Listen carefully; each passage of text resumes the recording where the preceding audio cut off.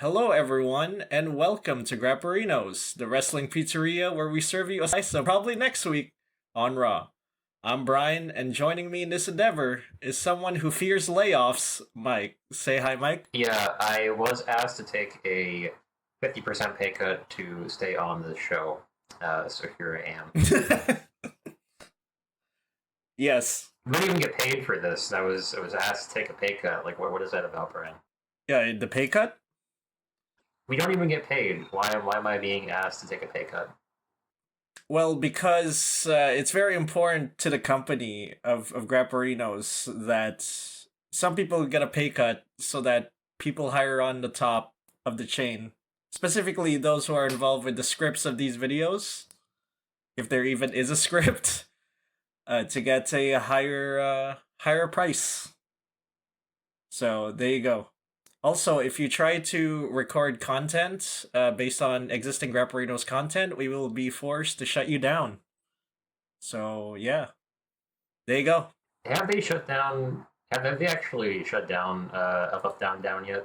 I don't think so, but apparently they've been cracking down on a couple of wrestling content creators for some reason. Oh, really? I don't know. But yeah, a bunch of people were let go, as is the custom for WrestleMania, and yeah, They have not. They have not actually posted anything since a month ago. Of up, down, down. So, okay, uh, So, I don't know, yeah. maybe they stopped recording. Probably stopped recording, which sucks for them. I mean, if I was asked to take a 50% pay cut, I mean, I would also be the same way. So Yeah. Yeah, I mean, they kind of had a good run, a couple of years. I'm assuming that they're not going to take this deal to continue because honestly, if I was in their position, I would not have taken that pay cut. I would have just get the hell out of here with your deal. And I'm assuming that a lot of people would probably do the same thing if they were put in that position. So anyway, the layoffs, that's a thing. As you may have known, we took a little break from last time, and we missed the whole WrestleMania and Backlash coverage. Although we are still watching the shows, and we are watching both of those PLEs, and just quick thoughts before we get into this show. So, Mike, what are your thoughts on Backlash and WrestleMania and the whole ordeal? starting with WrestleMania, um, we watched it together, obviously, in person and virtual. I thought, like most people did, that night one was god awful. It was a complete snooze fest. Just nothing really great that night. It was just meh. Um, Night two was significantly better. There was a lot better matches on that night. Um, I think the payoff for Cody versus Randy with the Pat McAfee involvement was kind of inconclusive. Eventually Randy RKO's Pat McAfee. I think that was just to, placate the IWC and tell people, like, actually, it was a work the whole time. Hooray! Like, that was sort of their payoff. Yeah, I didn't think there was much to that night. I'm looking at the matches right now. Also, the thing, again, that I also want to point out is that the matches were really short on night one. Like, looking at Yes. the time frames, you have the Usos and LA Knight versus Vision Eye Show Speed. By the way, honestly, the way that we've been criticizing celebrity involvement for the past, couple of weeks, I gotta give it to iShow Speed. He did perform about as well as he could have during that match, and I did not. I agree. Yeah, he didn't try to get. He played his part well. He had a couple of moves, and yeah, Thanks for coming. But yeah, it was 7 minutes, 8 seconds. The Jacob Fatu Drew McIntyre was 14 minutes. The women's tag team match was 8 minutes. Becky Lynch, AJ Lee was 8 minutes. Gunther, Seth Rollins was 17 minutes. And then Liv Morgan, Stephanie Bacare was 6 minutes. And then the main event was 22 minutes. Very short. Very short. Night 2, opening match, Brock Lesnar was 4 minutes and 46 seconds. IC title match was 15 minutes. Trick Williams versus Sammy, 7 minutes. Finn Balor versus Dominic, 10 minutes. Rhea Jade was 10 minutes, and then Roman and CM Punk was 33 minutes. So slightly longer on the second night, probably because they had less matches. But this is the cost that you have to bear when you shove 7 matches on one night. You know, time is finite, so maybe you don't need to include the Usos versus the Vision and iShow Speed. Well, we also gotta make room for the ads, Mike. You're forgetting the ads. All right, we gotta put the ads in between instead of backstage segments or high packages that are essential for letting the viewers know on what the hell the match is even about. But no, we gotta shove ads, Mike. We gotta shove ads. We gotta make money. We gotta, yeah. Last thing before we get to your thoughts, I also need to mention this too, because I'm looking at the Wikipedia page right now. Speaking of ads, Brian. Yeah. Did you know that they sold a fucking spot at the commentator's desk? Oh yeah. to a fucking rando. Yep. They had a literal rando who has probably never been on any sort of commentating job whatsoever. Yep. Sit at the commentary desk for he was introduced as a guest commentator, but he did not have a microphone and did not provide any commentary whatsoever during the match. And he apparently paid for that. Wasn't he also paid to be a guest commentator? Yeah, wasn't he also didn't he also have like criminal charges or something? I don't know. That's what I read. Like apparently he was involved in some sort of criminal offense or something. I don't know. But yeah, that was weird. I agree with you. I think it was a weird idea for them to sell a spot at the commentators section for that, and for him to not say anything is just weird. According to Wikipedia, he served 8 months of a year-long prison sentence after pleading guilty to 84 counts of bank fraud in 2004. Yep.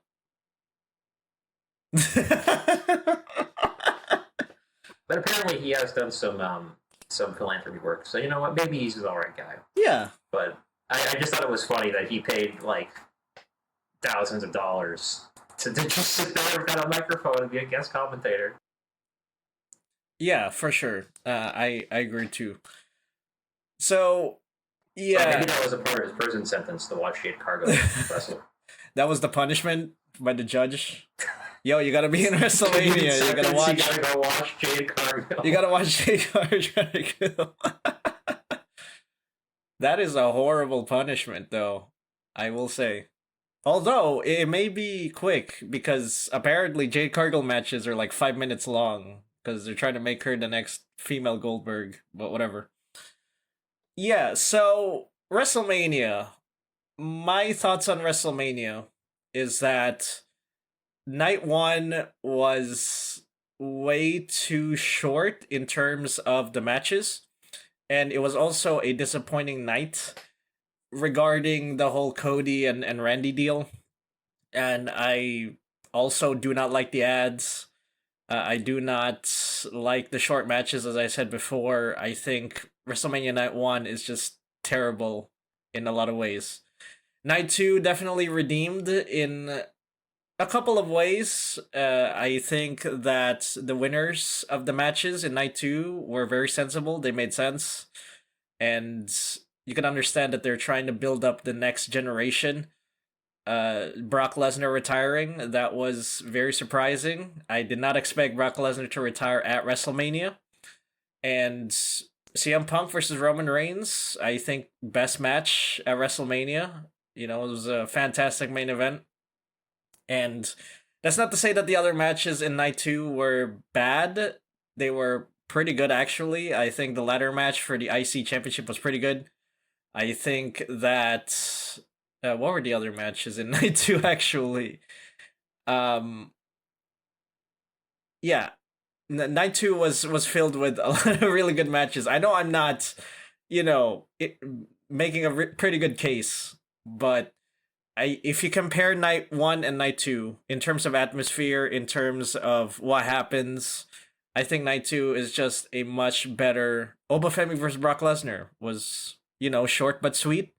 It did what it needed to do, which is to build Obafemi up, and you know, yeah, it was a great night compared to night one. So, yeah, that's WrestleMania, I guess, a tale of two halves. Although you could probably see a lot of the modern WWE problems, like the ads and all that stuff. And obviously, we already made comments about the layoffs after WrestleMania. You know, the New Day, the Wyatt Six, the MFTs, or at least the majority of them being laid off. And yeah, it's not a good situation, but the company wants to do it every WrestleMania season because, well, we have a bunch of new people from NXT and TNA and all the other indie promotions that want to come in, so we gotta make space for them, I guess. So there you go. Although they could have made better selections as to the people to let go. Kairi Sane was involved in the storyline. The New Day have been in the company for 20 plus years, so quite a long time. So, not a great sort of idea to lay off those people. But it is an unfortunate situation for everyone who has been laid off, and I do hope they do get back on their feet, and hopefully they are recovering from all that and are living a better life, I suppose. So, yeah, not a great situation. I don't know. Any other thoughts you want to introduce, Mike, for WrestleMania or the layoffs, I guess? Yeah, I kind of agree with the sentiment that these layoffs were not really layoffs in a sense, where they kind of told people that they were going to take a pay cut or here's the door. I think that is what happened to a lot of people. And I guess, like, if you have a rot, I mean, why would you go and sign, like Royce Keys and, Danhausen, even though Danhausen has actually been really good. If your plan is to cut the salaries of people that you have involved in major storylines, like, it seems like there's a disconnect between whoever is managing the talent and who the bookers are. So, I mean, it is what it is. I thought it was kind of awkward that they cut Kairi Sane in the middle of the storyline between her and Asuka and Io Sky, and then they had a match between Asuka and Io Sky that was primarily built because of Kairi Sane. Yep. And then I guess Asuka was like, I'm going to retire after this, and I don't know, so. And then the New Day left because they didn't want to take a pay cut. So in a off of a show that's already have a dismal tag team scene, so I don't know. We'll see. It seems like they're banking on signing cheaper NXT talent to deals to lower their costs. I saw that a lot of people are thinking that they're gonna, it's really only the top guys that draw the dimes, as the kids say, and so that way, you're only going to pay the big bucks for like a Cody Rhodes, a Rhea Ripley, a Roman Reigns, Obafemi. Like those are the guys who are going to, draw the tickets in, everyone else underneath is basically just filler, and you can swap in whoever you want. Yeah. Which, if you're pandering to a casual audience, which it seems like they're trying to do, sure, that works. Because they don't care about the undercard, they only care about the main event. But to your core fan base, who is supposedly buying like the club WWE shit, which is a whole another can of worms we can talk about. They matter. People like that care about the mid-card feud between between Sami Zayn and Trick Williams. They care about Carmelo Hayes losing the U.S. title and doing nothing at WrestleMania, despite holding it for 4 months in a row, to only have Trick Williams and Sami Zayn fighting over a gingerbread man. Like, they care about that shit, and it seems like there's a split direction. There's a split room between what I'm thinking is Triple H and the bookers, who want this to be more like the product has been, and TKO, who want this to be a min-maxed money printing machine where we only care about the big names at the top of the card and everyone else can just go kick rocks and it's filler. Yeah, it's pretty obvious that that sort of division is happening, and I don't think this is like the first time that has happened. I think that back even in WrestleMania 40, that sort of division is sort of happening between what Triple H wants and what TKO wants. And ever since then, even the Cena versus Cody match at WrestleMania 41 in Vegas, like that is sort of the centerpiece of the whole TKO versus Triple H sort of conflict that no one in the company wants to admit. So, yeah, it's going to be sort of interesting to see what direction this sort of conflict goes and how this will affect our viewing experience moving forward, because as we move on, there's going to be ads still, there's going to be celebrities still. It's just up to Triple H and his crew to try to sort of wrangle that and figure it out as a whole.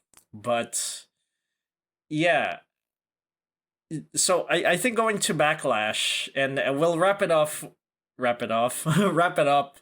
with this. Backlash was a better event in my opinion than WrestleMania, and I think all the matches in Backlash were great. I think, hell, even the friggin' Danhausen match, that was entertaining for me. I understand if you don't, but what did you expect from a Danhausen match? But I think the Danhausen match was entertaining. I think that the main event between Jacob Fatu and Roman Reigns was a good match. The match between Seth Rollins and Braun Breaker was great. Hell, I would even say Io Sky versus Asuka was a very just fantastic affair. Even if the story involving Kyrie, Kyrie's not there anymore, so they gotta, do something with that match. But that match, even without Kyrie, that was pretty good. Apparently, that may be Asuka's last match. But we'll see how that factors in later on. But anyway, what about you, Mike? Any quick thoughts on Backlash before we move on to the rest of the show? Yeah, I thought Backlash was 100 times better than WrestleMania. I thought that the card from top to bottom was pretty good. Seth Rollins, Braun Breaker was decent. There were a couple of botches there, but whatever, yeah. The opening match, maybe they have nerves, whatever.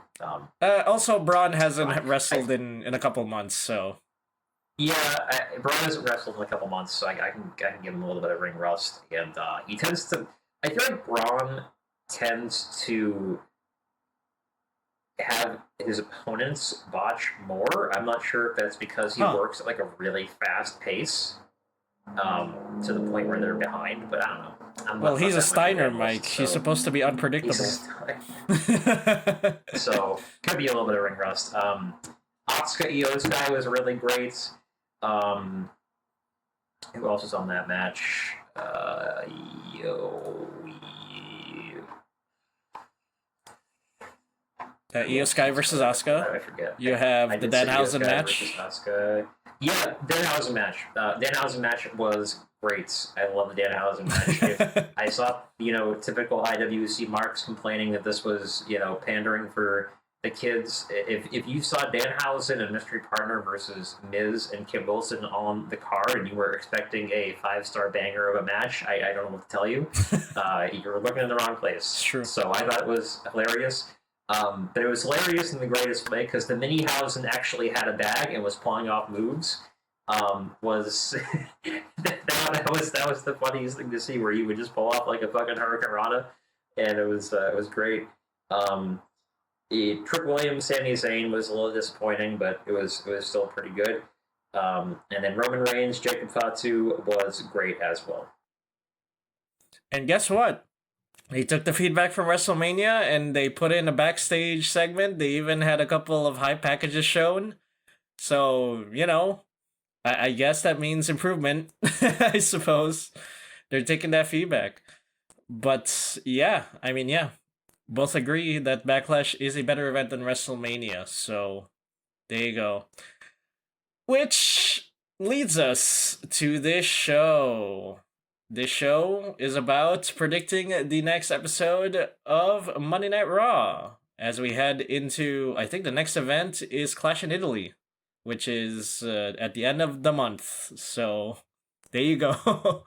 They got 3 weeks to build this up. So, let's see what we can do as we do this. As our favorite bald man, Triple H, says, it's a brand new era, and you will see a brand new look, brand new backgrounds, brand new production value. Okay, you'll see that. It's a brand new era, so we will capitalize on that as much as possible. So, let's head into the rules of our booking. Now, for long-esteemed fans of the show, you may be wondering that many of the rules are similar. So what is new? Well, we are now integrating the backstage and ad-free segment rule. So now we are predicting those. However, there are limitations. So that's, scoring and all that, as well as the workload from our side is manageable. So we'll just put that in there as we move on to the next addition, which is the fact that the call-up rules, any call-ups or debuts from NXT or TNA can be made. So any TNA superstar, any NXT guy or gal can debut or, be used as well on our booking of Monday Night Raw. So there you go. As for the scoring, it is kind of streamlined. I think that the half points from the last season, they were kind of complicating things a bit. So I am introducing a brand new system where basically everything has to be an exact match for us to receive points. For the matches, we're going to have the same exact thing. However, the winner, and how the winner won should be exact for us to receive that point. For the promos, anyone who appears in the promo gets 1 point, and the topics that are covered are 1 point. There are no half points. Again, they have to be exact. So there you go. As I said earlier, each backstage segment and ad-free segment that we predict, that is predicted correctly, as the show and in the show itself, actual, is 1 point. And as well as debuts and call-ups, I decided to add that to the scoring system. Basically, anyone who debuts or gets called up that we predict correctly, as well as the type of the debut. So if they debut in a segment or a match or a backstage segment, etc., we get 1 point. And again, it has to be exact. So we'll see how this works. Again, this hasn't been tested. This is just a brand new season, a brand new era. So we'll see how this works, and we'll be making corrections as we go. Scores, we're wiped. It's a brand new era. Yeah, I keep saying this, but I am truthful in saying that. So the scores are wiped. So, but both me and Mike, 0. So there you go. We'll see how we go from there. And what is announced? I don't think there's anything that's announced for the next episode. I could be wrong though, but I don't think there's anything announced. So, without further ado, finally, let's do this thing and get to my version of the show first. As Jacob Fatu walks to the ring. Well, he doesn't walk out to the ring, actually. He crashes out. He starts destroying a bunch of stuff before the commentators even say a word. And he just destroys a bunch of stuff. He's just angry. He just walks around the ring and just destroys things. He then gets in, gets a mic, and he says that at Backlash, he proved that Roman Reigns can be beaten, and that he beat Roman Reigns with the choke, but Roman decided to be a jackass and cheat to win. And he says that he deserves a championship more than Roman because he needs the title. He really does. He needs it for his family. He urges Adam Pearce to book a rematch with Roman Reigns at Clash in Italy, and Jacob says that the next time that they meet, Roman will finally know how it feels to have everything taken from him. So, the ending angle for Backlash sees Jacob Fatu attacking Roman Reigns, and that to me reads that this is not over. I think there will be a rematch between Jacob Fatu and Roman Reigns at Clash in Italy, and hopefully Jacob Fatu loses that one as well. I think they are going to treat Jacob Fatu as a heel in this feud against Roman Reigns, and potentially with the Usos could be a new bloodline, but I'm getting a little ahead of myself, so we'll move on from that to Bayley and Lyra Valkyria versus Roxanne Perez and Raquel Rodriguez. I will have Bayley and Lyra win by pinfall due to a miscommunication between Roxanne and Raquel. After the match, Brie Bella and Paige come out. They are the Women's Tag Team Champions. They come out to congratulate them, only to attack them, setting up their feud for the Women's Tag Team titles at Clash in Italy. I think Brie and Paige are better as heels. You might as well turn them heel. And Bayley and Lyra, just keep them as face. And there you go, you have your feud right there. And yeah, I don't know if they want to keep the titles on Brie and Paige. If that's the case, then fine, I guess.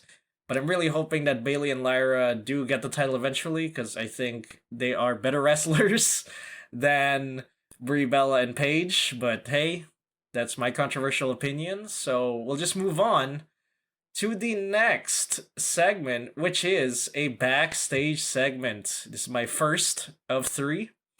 Finn Balor sneaks into the Judgment Day HQ again. So after the match, Liv Morgan talks to Roxanne and Raquel about their loss, and Raquel and Roxanne kind of blame each other for the loss in the match.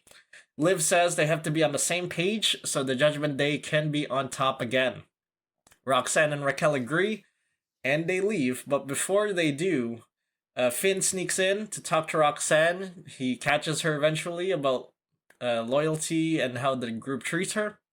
Finn urges her to break away from the group, and the way Roxanne reacts, she just, nonplussed. She doesn't really care that much, but it's not like she is going to shoo Finn away. She is going to keep that in the back of her mind, and she then leaves.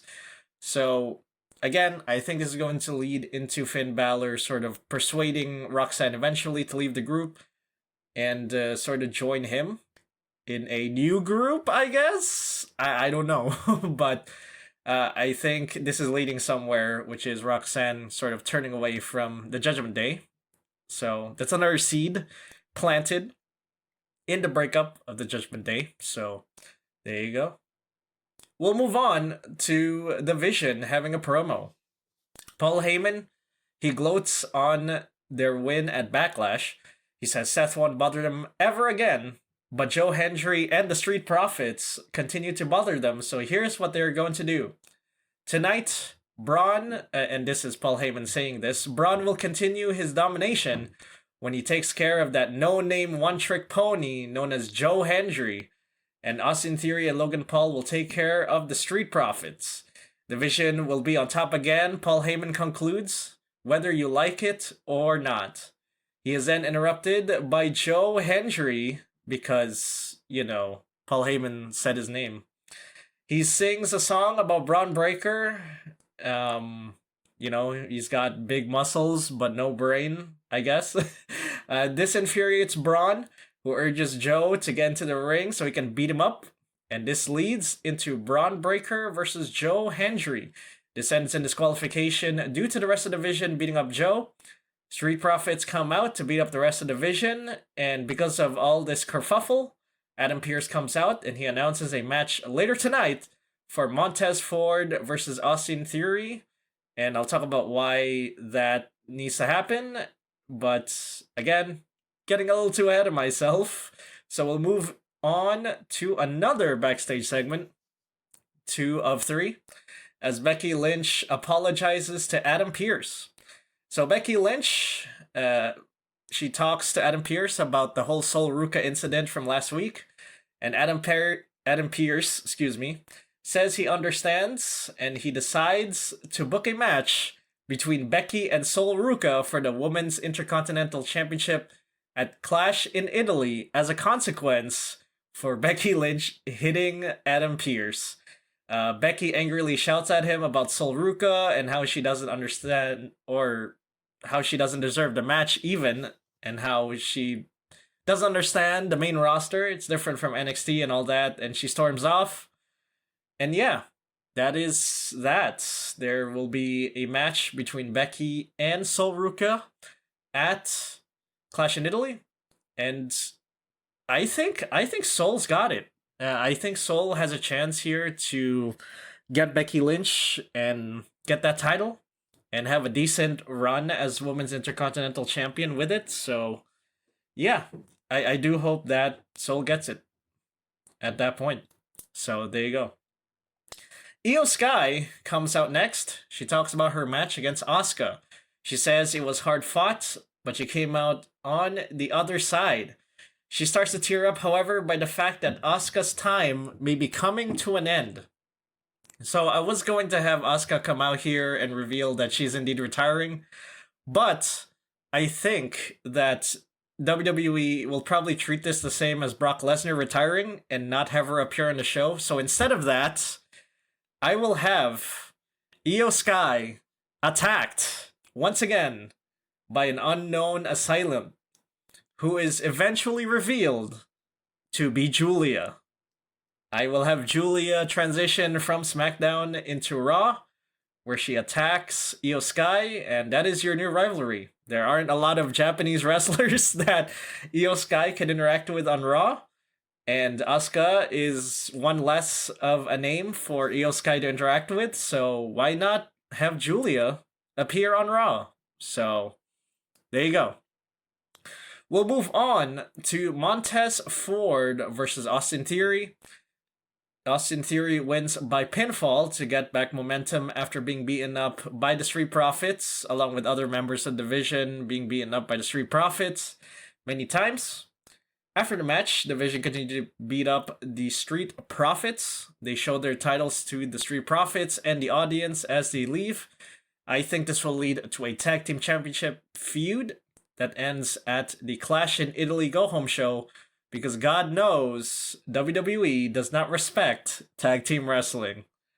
Moving on to the last backstage segment that I have in my booking, as Roman Reigns talks to the Usos. The Usos get a phone call from Roman. He is recovering from a nearby medical facility due to the impact of the Samoan Death Grip on him.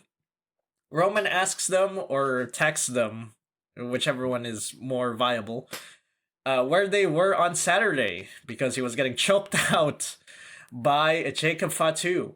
The Usos come up with an excuse, and Roman says it doesn't matter because he wants them to take care of the Jacob Fatu problem. He talked to Adam Pearce, and Adam Pearce made a match between Jey Uso versus Jacob Fatu official. Make our family proud, Roman finishes before the call ends. Or text ends. I don't know. Jimmy gets apprehensive as Jey accepts the duty as we head into the main event, which is Jey Uso versus Jacob Fatu. I will have Jacob Fatu win by pinfall. After the match, Jimmy intervenes by getting Jey out of the ring, but Jacob pushes him out of the way. He shouts at him about Roman and how bad he is, and Jimmy ends up retaliating eventually. Jacob fights with Jimmy, but Jacob ends up on top as the show goes off the air. That's my booking. Any questions, Mike? So, do you think they're going to try to go back to the bloodline or some form of the bloodline? Or do you think they're going to keep teasing it? I think they will keep teasing it. I think that a new bloodline under Jacob Fatu is probably their play. I think eventually the Usos might side with Jacob Fatu, and they'll start to see how Roman is actually, and kind of end up joining Jacob in their quest, because, you let go of the majority of the MFT, so we gotta find a brand new Samoan faction that can dominate. And Jacob Fatu and the Usos, I mean, that's a great combo right there. So, as for Jacob getting the championship from Roman, I don't think that'll happen. I as much as Samoan Death Grip is being sold as this really dangerous move, I think Roman will still find ways to counter it, and as a result, I don't think Jacob Fatu will eventually get it. I will see the Usos sort of get the tag team gold. I do see that, and Jacob Fatu can go after the Intercontinental Championship as well. So that's a good sort of stepping stone for him before you thrust him into the main event spot once again.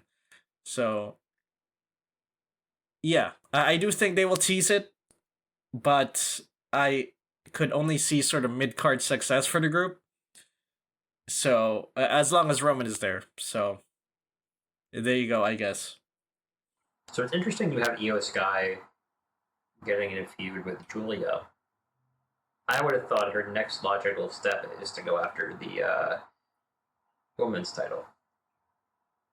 So what do you think is next for Liv? Is it still Ruka? I think so. The way Roxanne is being sort of handled, that's a weird thing I said there. But the way Roxanne is being booked, it seems to me like they're trying to have Roxanne be the next sort of person to take down Liv. I think it serves the story of the Judgment Day breakup. It's there, and they could capitalize on that to have this feud between Roxanne and Liv. And so, if they want to put that to the forefront, I think they'll have this Liv versus Roxanne match at SummerSlam. I'll put it at SummerSlam right there.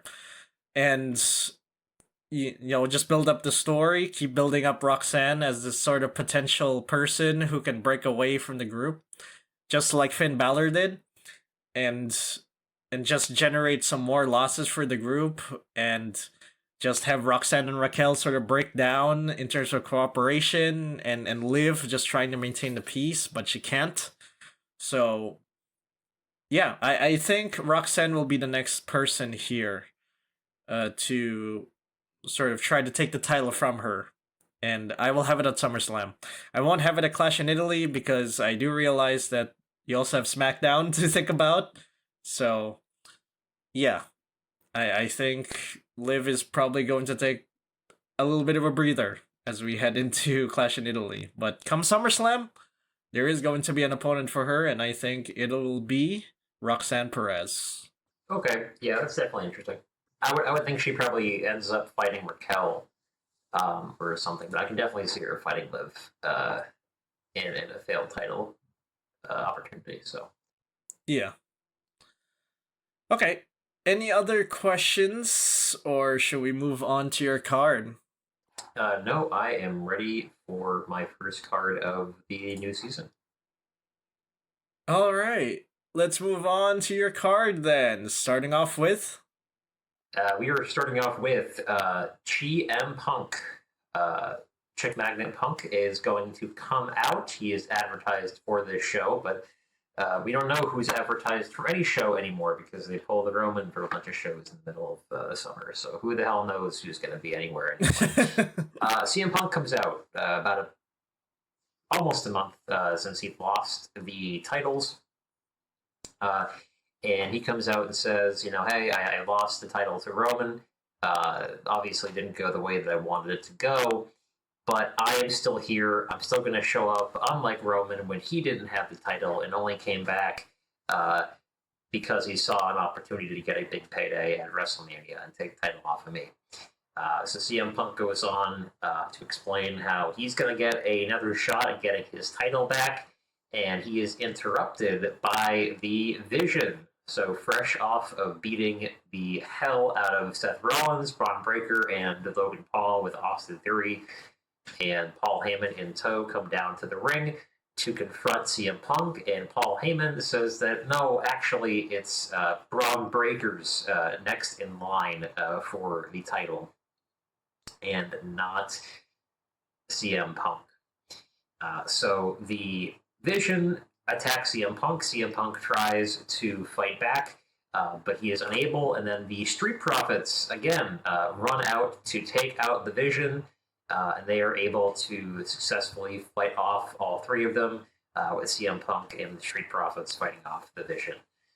So I don't think they have any short-term plans for CM Punk. I think they're going to lay some seeds here for eventually him versus Braun Breaker at some point in the future, maybe for a number one contendership match, possibly going into the Saudi show, if we still have the Saudi show in the summer. I don't think so.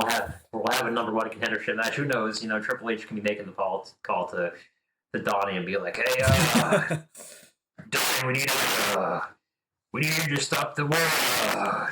I need to sell tickets to Saudi, or something. I don't know. The pay raise wasn't enough. I need more." I can imagine him just negotiating another ceasefire, and they ask him why, and he's like, "You know what? We got Crown Jewel in Riyadh this weekend. Okay, we can't be fighting a war." It's CM Punk versus Jacob Fatu versus Braun Breaker versus Danhausen in the main event. You can watch that shit. Yeah, man. So Jacob Fatu is still in the main event scene. I think that he probably, like you said, goes up against Roman at Clash in Italy and fails again. Maybe he gets taken out by a newly turned heel Usos, or maybe it's like a last man standing match and he gets ridden off TV for a while. But yeah, that's the opening segment. Okay. Kind of interesting how you decided to slot CM Punk on here. And all right, do you see CM Punk sort of? He is advertised for this show according to the website, but I think that's unreliable nowadays because of how screwed the talent management has got. So yeah, well, I was just asking, do you think CM Punk sort of gets a match against Roman Reigns at SummerSlam, or would you rather have it go to sort of Roman Reigns versus Braun Breaker? Like, which is the match that's much more fitting for you? I definitely think it should be Braun Breaker versus Roman Reigns. I think that Braun has a lot more momentum, and they're building him up to be the next big thing in the company. And I think he definitely deserves a title shot at SummerSlam. I think that if it goes this direction, and like I'm predicting, and Jacob Fatu is more of a transitionary feud for Roman, because Roman got pulled off a lot of shows in the summertime, so it's gonna have to be a one-sided feud, but Roman doesn't show up all the time because he's not going to be on Raw to sort of clap back like he did with CM Punk in the build to Mania. So I think the better option is to have Paul Heyman, who is very good at carrying these one-sided feuds. Sort of be the hype man for this match, can consistently call out Roman Reigns being his former Oracle, and getting a match against him at SummerSlam. And I think what happens is CM Punk serves as a build-up to that match for Braun Breaker, where CM Punk and Braun Breaker probably have a number one contendership match at, I'm assuming, the Saudi show, if there is a Saudi show. And that's how Braun gets his shot at SummerSlam. Well, yeah, instead of Clash in Italy, you could have Clash in the Desert. So there you go. There's your next there's your next PLE. Okay. You could have it be like Fairway to Hell, except this time it's like actually in a war zone. on a carrier ship. Boss, do you hear that noise? It's a bunch of fire planes coming in. No, we gotta listen to Danhausen. Look at his flip. He's doing a flip right now.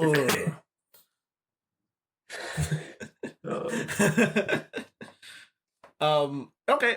I think I do agree that Braun Breaker does have a great amount of momentum, and hopefully they don't mess it up as we move into SummerSlam and all that. And I do think that a Braun versus Roman match is pretty good. I think that has a lot of potential for a match, and both of them can go in the ring. So it'll be great, and hopefully that does happen. So there you go. But anyway, we'll move on from that to... We have a backstage segment. Yeah, we're doing these now. I'm not sure how you want to cover these in these cards, but I'm going to have a quick backstage segment after this where Bree and Paige talk with Io Sky about something. I'm assuming Asuka or their upcoming matches or something like that. Yeah, there you go. Just having Io Sky on the card because I think Io Sky is going to be playing a part in the next couple of weeks because she is probably going to be Liv's match at SummerSlam, I think. Oh. So you're going to have Liv Morgan versus Io Sky at SummerSlam? Yes. That's a banger match right there. I can already see it. Okay. I mean, I don't think Io and Liv have had history previously, so they're gonna have to build on that. But that would be a great match, and yeah, I'll be excited for it if it does happen. So, well done. As for the backstage stuff, if that does happen, where they talk to Io Sky, then you got 1 point. Simple as. If that doesn't happen, then no points, I guess, for that. All right, we'll move on from that too. Women's tag team title match: Bree and Paige versus the Judgment Day. This is Roxanne and Raquel. So, last week, the Judgment Day, mainly Raquel, called out Bree and Paige for their titles, and I think this happens this week. I think what goes on in this match is that the Judgment Day try, per usual, to get the numbers advantage on Bree and Paige. I think Io Sky comes out to defend them, fights off Liv, and Bree and Paige are able to secure the win thanks to Io Sky helping out. And I think this is going to lay the foundation for an eventual feud between Liv and Io Sky at SummerSlam. Okay.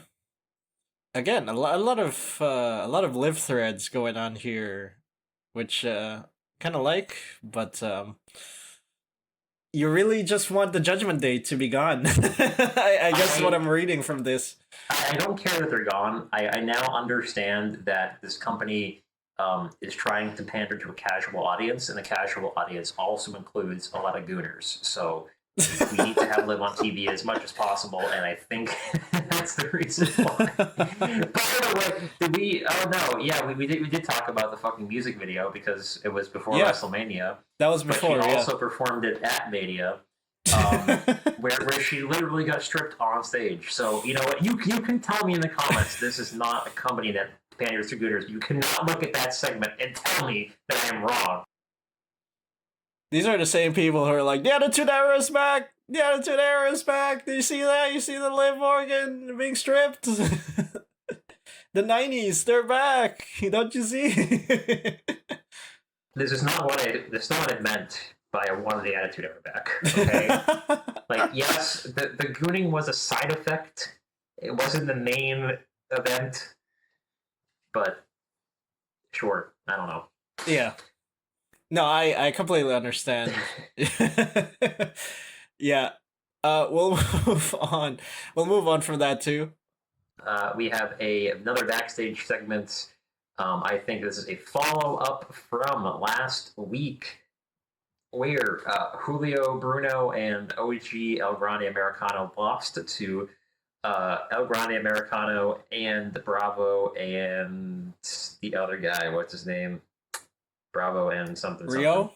Rio. Rayo Americano. Thank you.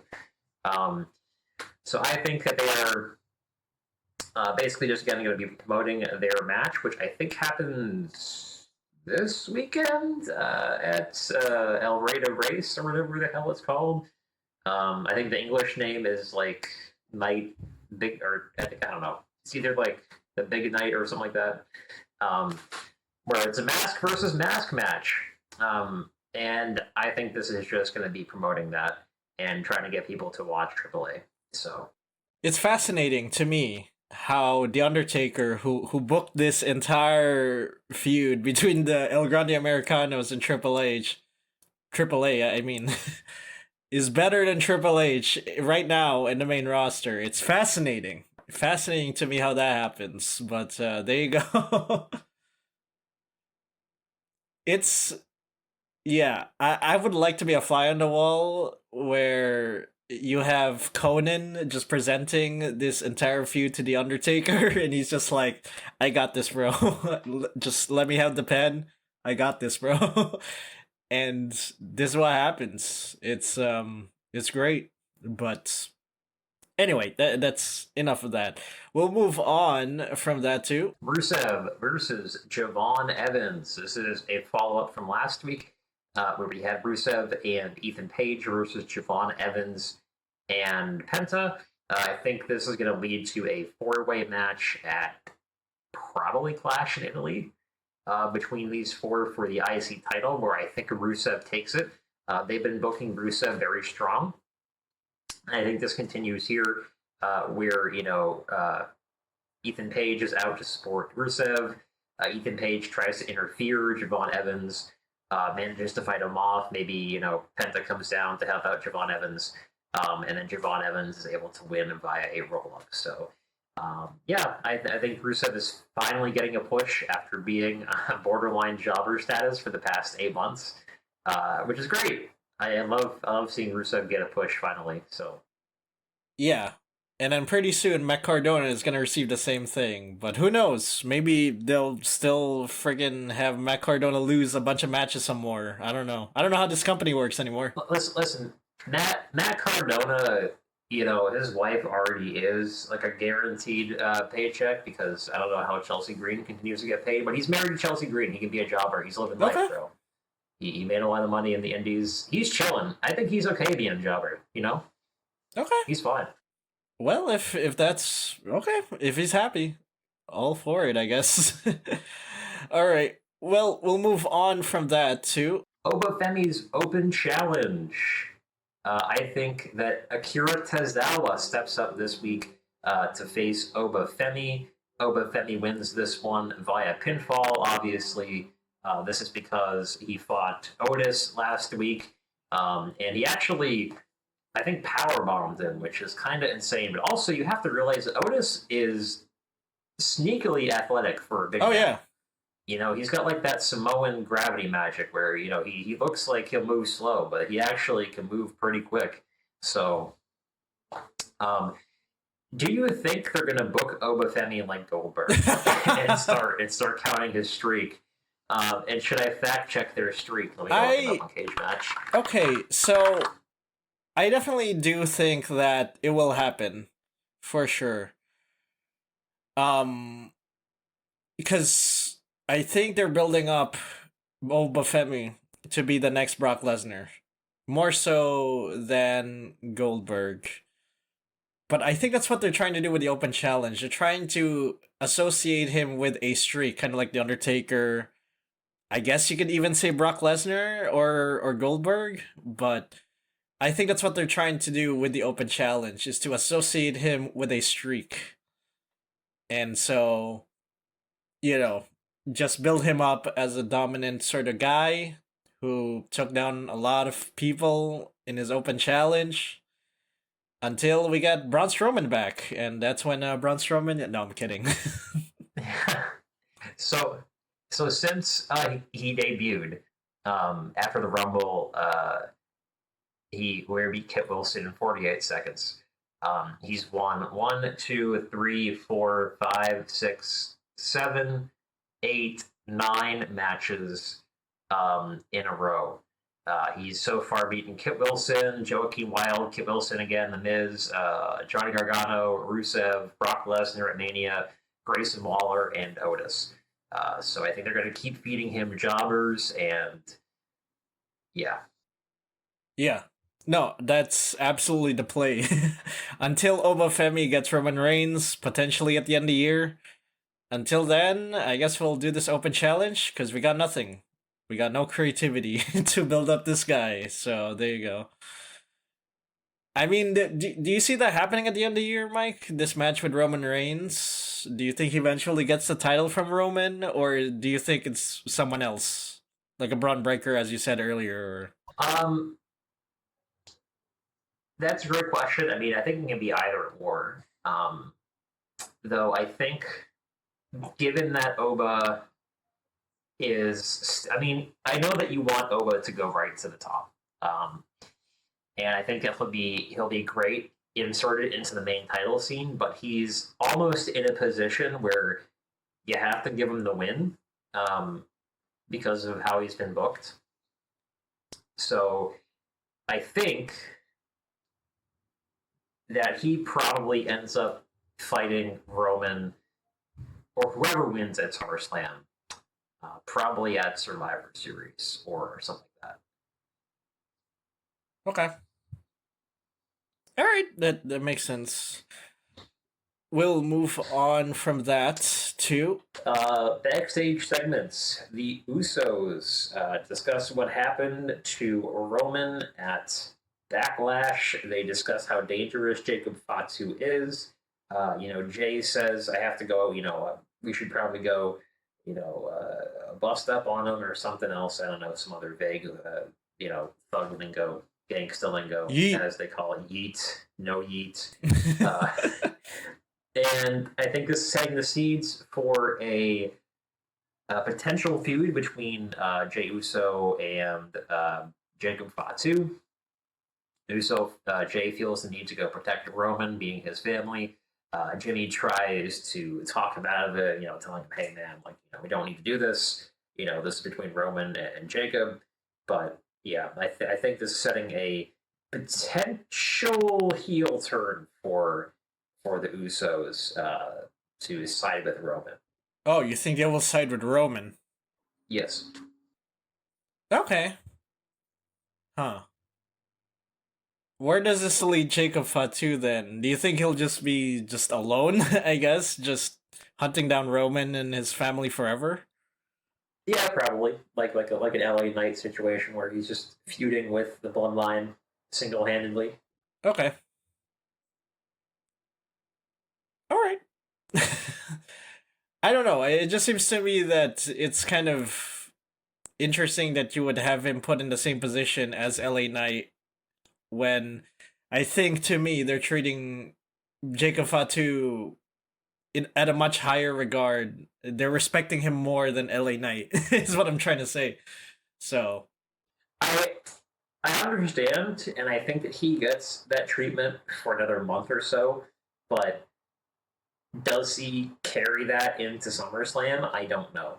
okay. I think he's being booked like a monster right now, and I think I mean, you have Braun Breaker there. He's back. You have this Vision storyline, which you're trying to finish up. You know, he just beat Seth Rollins. So where else do you go with this Vision stuff now that Seth Rollins has been defeated? Um, probably the title scene. So Yeah. I mean, you could have Obafemi versus Braun Breaker instead if CM Punk stays off TV for a lot longer, which that could be the possibility. Yeah. But then you'll be put into a jeopardizing position where you either have to put Braun Breaker over or Obafemi over, and it's just like, oh no. Right? You're kind of backing yourself into a corner. Yeah, you can always have the Vision interfere on Braun Breaker's behalf. Yeah, I guess so. Yeah. Well, anyway, we'll move on from that to. Becky Lynch cuts a promo. So Becky Lynch comes out and addresses what Sol Ruca said to her last week. Becky, you know, puts down Sol Ruca, saying she's just a rookie. She doesn't know any better. She needs to respect her elders. Sol Ruca then comes out to confront Becky. There's a bit of a scrap, and then Sol Ruca says, "All right, put your money where your mouth is. How about we do this at Clash in Italy?" And that is where this is heading. So, Okay. Do you think Sol Ruca takes it from Becky? no. Huh. Okay. Do you think this is just a one-time feud, or do you think this will stretch to SummerSlam, maybe Survivor Series? Um, I can see it stretching to SummerSlam. Okay. Yeah.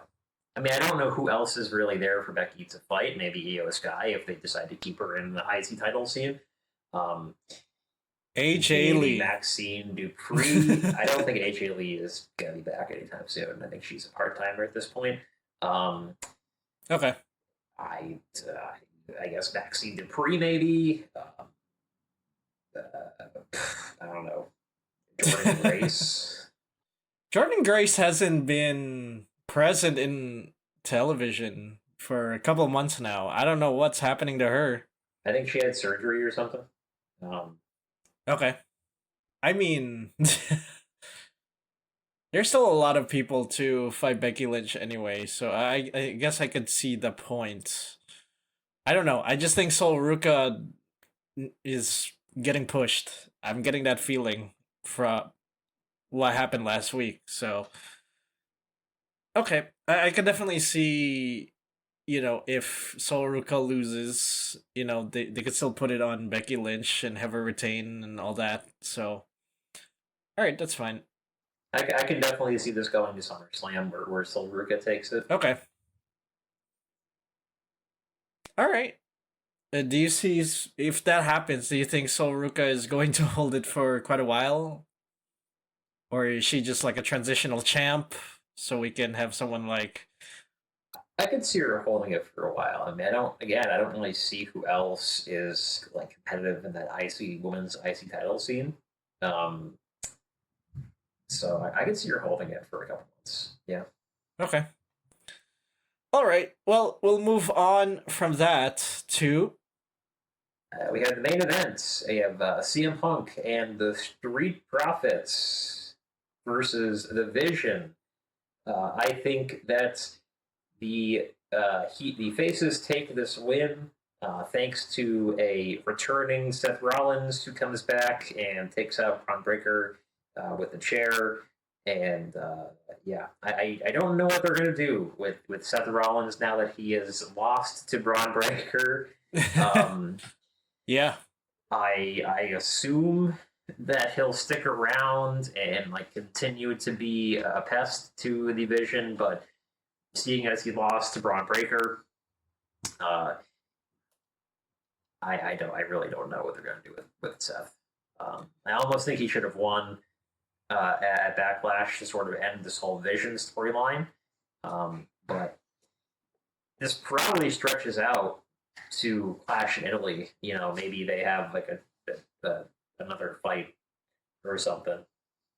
Like a street fight? Yeah, like a street fight.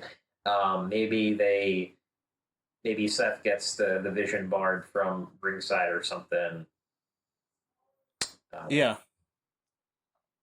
Yeah, at least you still have the Street Profits there, and I'm thinking that the Street Profits, like I said in my booking, is probably going to go up against Division for the tag team championships. So I think that's the rivalry there, and then Seth is probably going to help the Street Profits kind of take that away from Division.